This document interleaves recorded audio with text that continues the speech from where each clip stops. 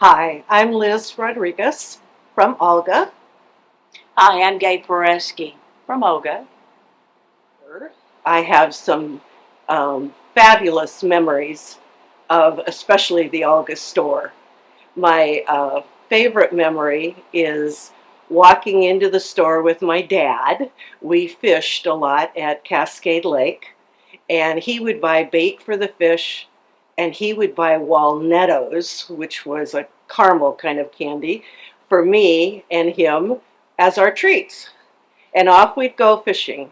And we would catch silvers and rainbows, and we'd each get a walnutto.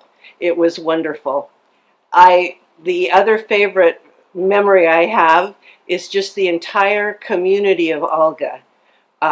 Most summers we had fireworks on the beach at the Willis family farm. We visited with friends. Many times we camped at Moran State Park. And it was a wonderful childhood, and those memories stayed with me forever.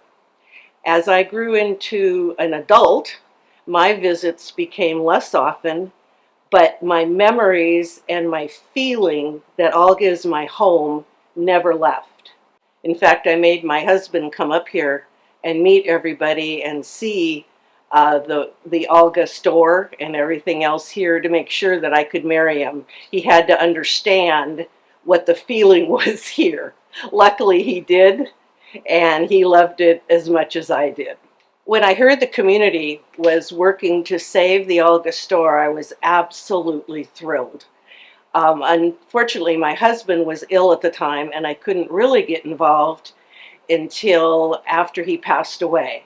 So in early 2021, my son called me and said, "Okay, Mom, it's time to get busy. Go get something to do and keep yourself busy." And I immediately knew what I was going to do. I contacted Gabe Poreski and said, "Do you need a volunteer?" And she said, "Yes." Little did I know that would become an almost 4-year adventure with daily thoughts and projects for the Olga store. My proudest moment was when we had the store completed. I walked through the door, and in spite of all the changes to the store, the feeling was the same as when I was 8 years old with my dad. It was wonderful that the soul of the store was still here. We have been through many ups and downs with getting to this point. We've had very generous donors, some of whom gave us loans at little or no interest. But now is the time to finish this beautiful store and make it live forever.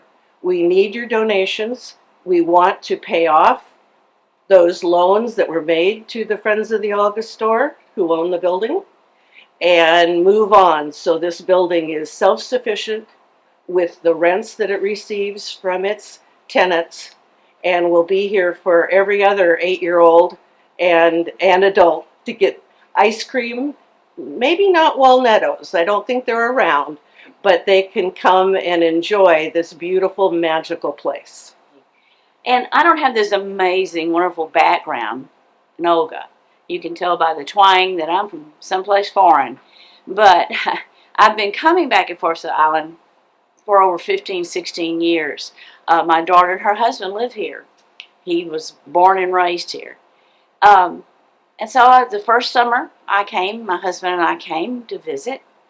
We went to the post office because I wanted to see this wonderful little post office over there. And then I looked, and here she was. This is going to make me cry. To this day, I said, "I got to go see this building, Laura." So Laura and I went across the street. That was it. I was so in love. I looked at all the windows, and I kept saying, "Lord, if I had the money, I'd buy this building on the spot." She spoke to me. She spoke to me.